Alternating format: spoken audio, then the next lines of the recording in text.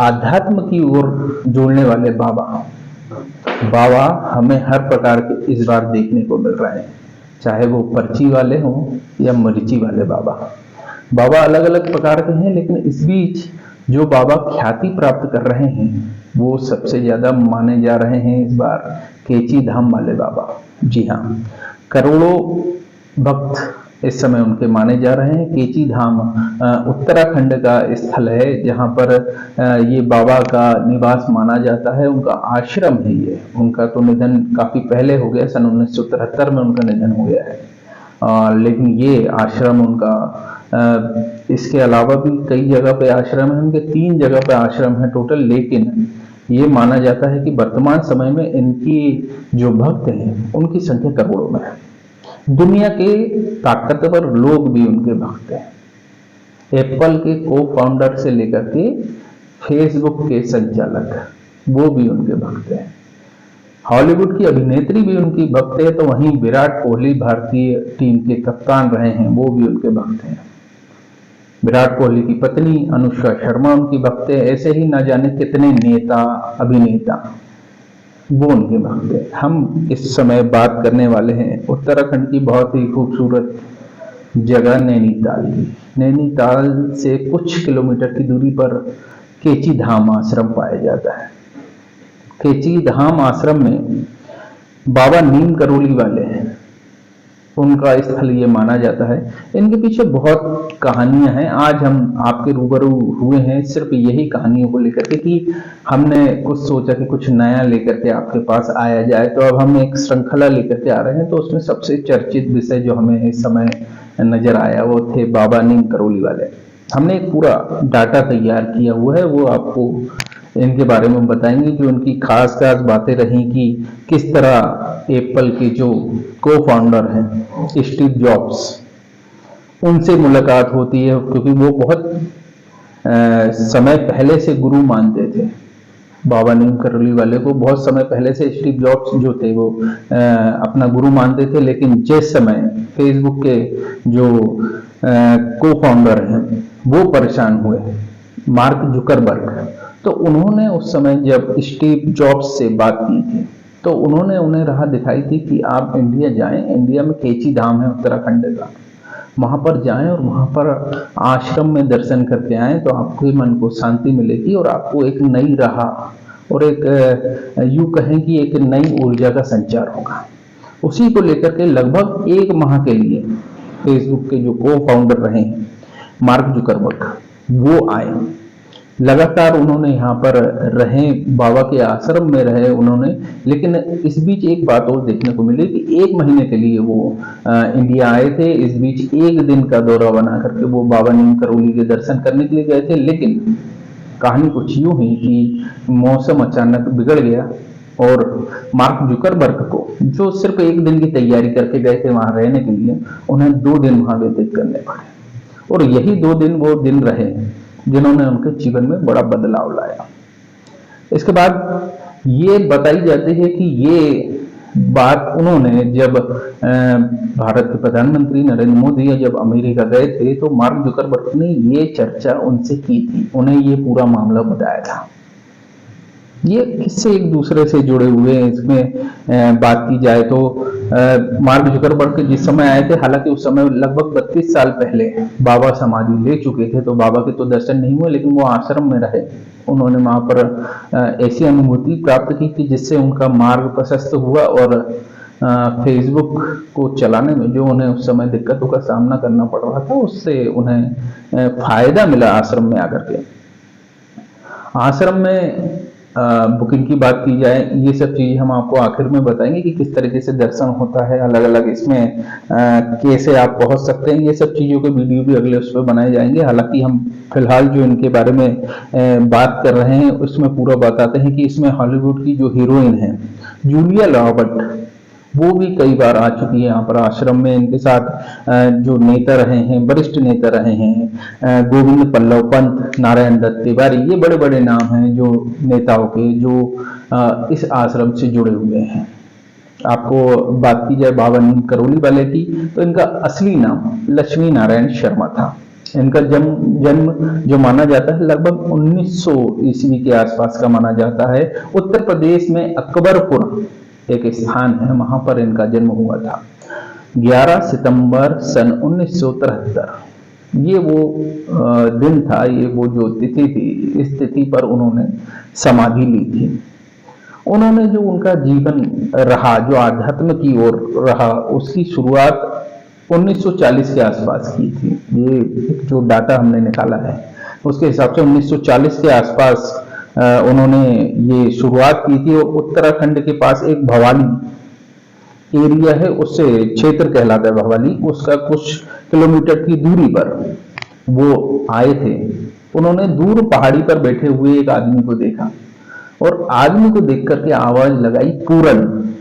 जी हाँ, वो उस जगह पर पहुंचे, जबकि वो ऐसा बताया जाता है कि वो पहली बार उस जगह पर गए थे। उन्होंने उस जगह पर पहुंचे और उस आदमी को आवाज लगाई पूरन करके।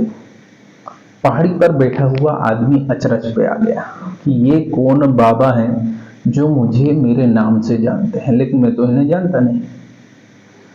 वो आदमी नीचे उतर करके आता है और बाबा से मुलाकात करता है कि बोले बाबा आपने मुझे आवाज लगाई मेरे नाम से, लेकिन मैं तो आपको जानता नहीं। फिर वो बाबा जो नीम करोली वाले बाबा हैं, उन्होंने पूरन को कहा कि मैं तुम्हें कई सालों से, कई जन्मों से जानता हूं, तुम ये सब बात छोड़ो, मुझे भूख लग रही है, मेरे लिए कुछ खाने की व्यवस्था करो। तो वो पूरन दौड़ करके घर जाता है। पूरन कोई समृद्ध घर का व्यक्ति नहीं था, गरीब परिवार का था। वो घर जाता है, अपनी माँ को ये वाली बात बताता है कि उसके साथ ये मामला हुआ है, एक बाबा आए हैं, उन्होंने बिना जान पहचान के आवाज लगाई, नाम बताया कि पूरा नाम है मेरा, और उन्होंने ये भी कहा कि वो उसे कई जन्मों से जानते हैं। तो वो जो घर पे दाल और रोटी थी वो लेकर के जाता है। बाबा नीम करोली वाले जो थे उन्होंने बैठ करके पहले भोजन ग्रहण किया। उसके बाद वो पूरन को बोलते हैं कि तुम एक काम करो, गांव के 5, 7, 10 लोगों को लेकर के आओ, हमें एक जगह की खोज करनी है।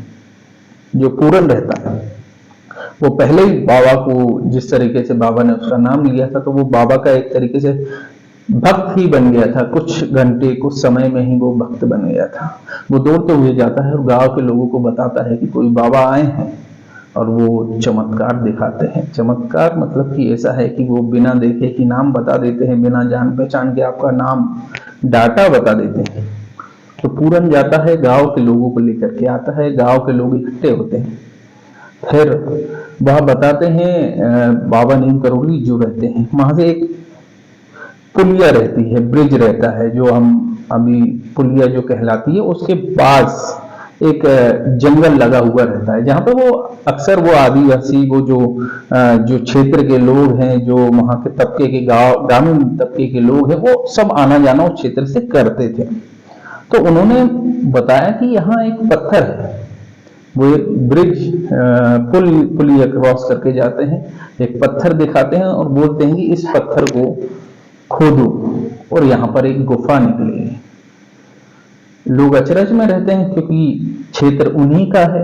वो दिन रात वहां पर आते हैं, अपने मवेशियों को वहां पर आकर के चराते हैं, लेकिन उन्हें कभी ये अंदाजा नहीं है कि वहां पर गुफा भी हो सकती है। लेकिन चूंकि बाबा आदेश देते हैं कि यहाँ पर खोदो, पत्थर हटाओ, यहाँ एक गुफा मिलेगी, तो सभी मिलकर के खुदाई चालू करते हैं। इतने में उन्हें एक पत्थर हटाने के बाद गुफा मिल जाती है, जिसके बाद गांव वाले हैरान हो जाते हैं।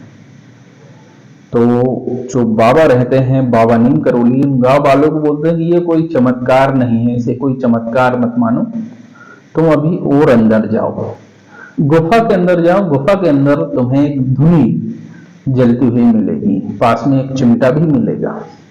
ये सुनकर के ग्रामीण और उत्सुकता के साथ उस गुफा में जाते हैं। वहां पर जाने के बाद वो देखते हैं कि वाकई धुनी भी मिलती है और एक चिमटा भी मिलता है। इसके बाद बाबा नीम करोली उन्हें बोलते हैं कि आप एक काम करें कि पास से जो नदी बह रही है उससे शुद्ध जल लेकर के आए, हमें इस स्थान को स्वच्छ बनाना है, साफ बनाना है, और हमें यहाँ हनुमान जी की स्थापना करना है। ग्रामीण उत्सुक तो थे ही, क्योंकि बाबा ने जो बताया था वो सच हुआ। ग्रामीण दौड़ करके जाते हैं, पानी भर भर के लाते हैं और स्थान को साफ करने में जुटे जाते हैं। और उस स्थान में हनुमान जी को विराजने की तैयारी होती है। तब बाबा नीम करोली बताते हैं कि यहाँ पर सोमवारी बाबा की तपो स्थली है। वो जो स्थल निकलता है वो सोमवारी बाबा का तपो स्थली निकलता है। वही जगह वर्तमान समय में केची धाम कहला रही है। आपको बताएं कि इस समय कुछ चमत्कार इसके बाद जो बड़े बड़े देखने को मिले, उसमें बहुत सारे ऐसे चमत्कार हमें निकल करके आए जिसकी उम्मीदें आम जन तो नहीं कर सकते। ऐसा ही एक मामला था। वरिष्ठ नेता रहे हैं गोविंद बल्लभ पंत, इनके निधन की खबर आती है। चूंकि ये लगातार कुछ समय से बीमार चल रहे थे, इसी बीच खबर आती है कि गोविंद बल्लभ पंत का निधन हो गया है। यही बात बाबा नीम करोली के पास पहुंचती है।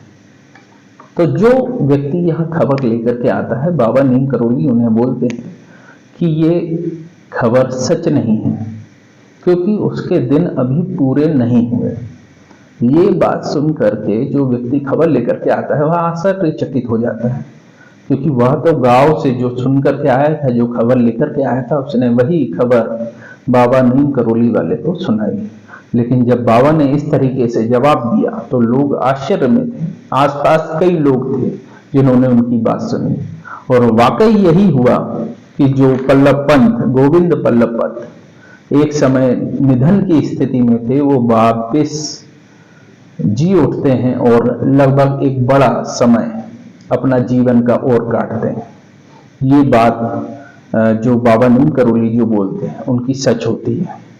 इसके अलावा कई ऐसी कहानियां या ऐसे वाक्य निकल करके आते हैं जिसमें हम को जानकारी मिलती है कि कैसे उन्होंने चमत्कार दिखाए या जो बोला है वो बात सच साबित हुई। इसके ऊपर एक बुक भी लिखी गई है, रिचर्ड एल्वर्ट करके नाम है।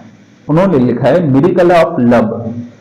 ये बेस्ट सेलर बुक है जिसमें बाबा नीम करोली वाले के सभी चमत्कार या उनके द्वारा किए गए कार्यों की वर्णन किया गया है। ऐसा ही एक मामला दिल्ली का होता है।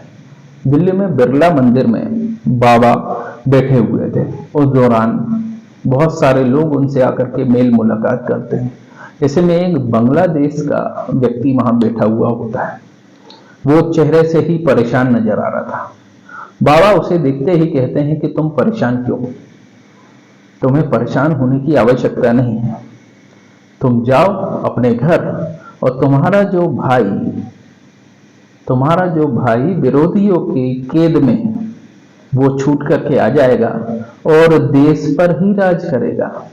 ये बात सुनने के बाद उसका भाई आश्चर्य पे हो जाता है, क्योंकि उसका भाई जो वहां पर हैरान परेशान बैठा हुआ था, उसे मालूम है कि उसका जो भाई है वो तो पाकिस्तान की जेल में कैद है और उसे फांसी की सजा सुनाई गई है। वो कैसे छूट सकता है और कैसे किसी देश पर राज कर सकता है? लेकिन वो बात सच होती है। वो जो जेल में बंद व्यक्ति था वो था शेख मुजम्मिल रहमान, जो बांग्लादेश के पहले राष्ट्रपति बने।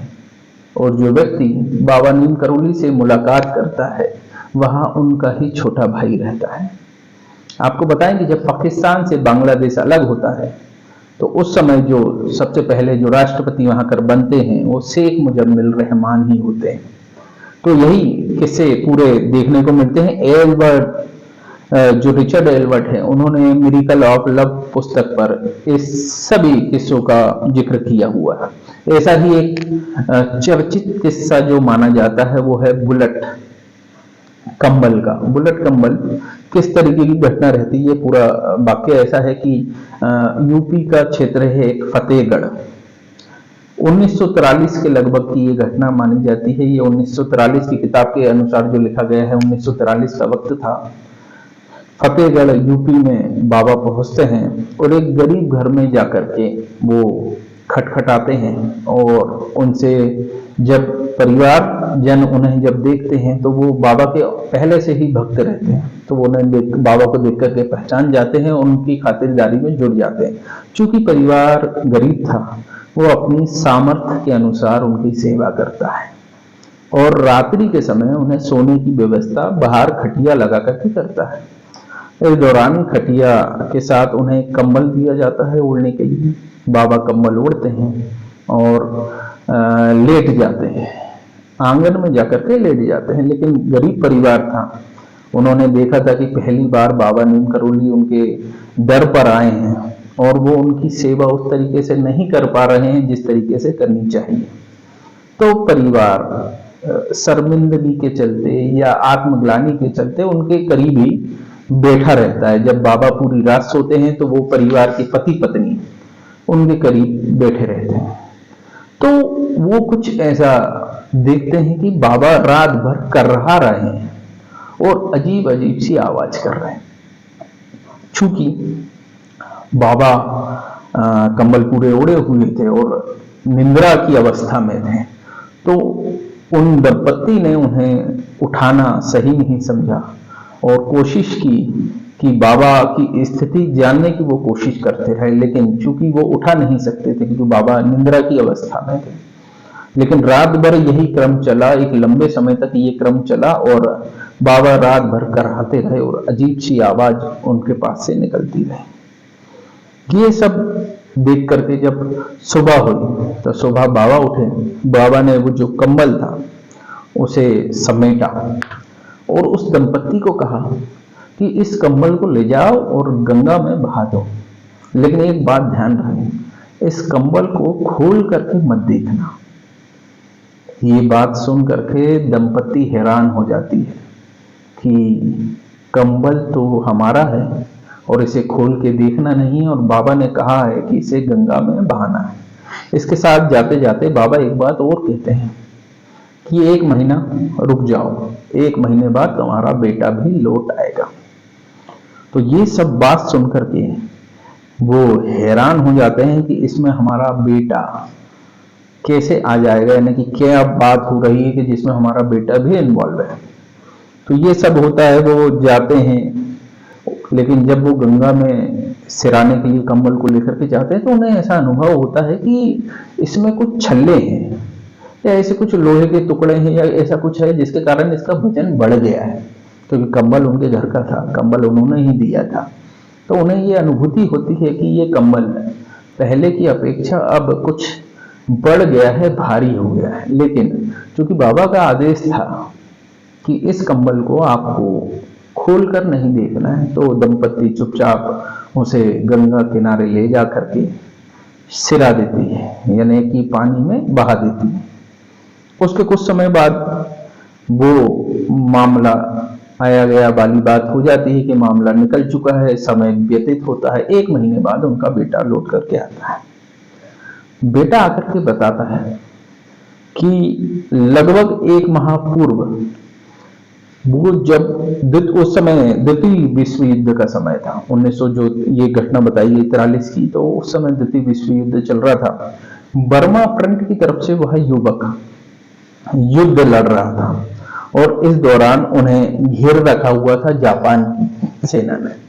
तो वो पूरा मामला बताता है कि जापान की सेना ने जब घेरा था, उनकी टोली पर जब हमला किया हुआ था तो चारों ओर से गोलियां बरस रही थी, उसके कई साथी मारे गए। लेकिन उसके ऊपर जब गोली चल रही थी तो उसे ऐसा लग रहा था कि कोई एक कवच है, कोई ऐसी एक शक्ति है जिसके कारण गोली उस तक पहुंच नहीं रही है और वो बच जा रहा है। ये चीज उसे महसूस हो रही थी। तो उसके कहने में ये बात निकल करके आई कि मुझे ऐसा लग रहा था कि जैसे किसी ने कोई कंबल मेरे ऊपर रख दिया है और वो गोलियां मुझे छू नहीं पा रही। तो जैसे ही वह यह वाक्य बोलता है तो दंपत्ति के जहन में वही पुरानी बात बाबा की याद आ जाती है कि बाबा ने कहा था कि ये कंबल को गंगा में बहा दो, जिस तरह उसका वजन बढ़ता है। तो उन्हें यह चमत्कार साक्षात समझ में आता है कि ये बाबा का चमत्कार है कि हमारे बेटे को इतने जो गोलियां थी, लगभग उसका कहना था कि उसके ऊपर 500 से 600 गोलियां उसके ऊपर चली। उनके पूरे जितनी टोली थी उनके ऊपर 6000 से ज्यादा गोलियां चलती है, लेकिन उसे एक भी गोली नहीं लगती। तो दंपत्ति ये समझ जाती है कि ये चमत्कार बाबा नीम करोली का है। तो इसी तरीके के कई मामले हैं जो अलग अलग जगह पर अलग अलग चर्चा का विषय रहे हैं। बुक एक पूरी इनके ऊपर लिखी गई है। ऐसा ही एक है, बात माना जाता है कि फारुखाबाद में एक ट्रेन जाती है, फारुखाबाद में ट्रेन जाती है, उसमें एसी कंपार्टमेंट होता है, उसमें बाबा बैठ जाते हैं। चूंकि ये शुरुआती मामला रहता है, बाबा उस ट्रेन में बैठ जाते हैं। जब टीटी आता है तो बाबा, टिकट तो होती नहीं, टिकट दिखा नहीं पाते और बाबा को धक्के देकर के टीटी द्वारा उतार दिया जाता है। बाबा जिस क्षण वहां उतारे जाते हैं तो बाबा के हाथ में जो एक तरीके से केची, एक हथियार उनका जो रहता था, उन्होंने वो वहां पर गाड़ा और उन्होंने कहा कि आप यहां से ट्रेन ले जाकर के दिखाइए। इतनी बात सुनकर के टीटी जो उन्हें उतारता है वह उनका मजाक उड़ाता है और वापस जाकर के ट्रेन में बैठता है और ट्रेन को चलाने के लिए कहता है। लेकिन लाख कोशिशों के बाद भी ट्रेन जगह से हिल नहीं पाती। सभी लोग परेशान, हैरान परेशान हो जाते हैं कि ट्रेन चल क्यों नहीं रही। अभी तक लगातार अच्छी चलती हुई आई ट्रेन अचानक से रुक कैसे गई।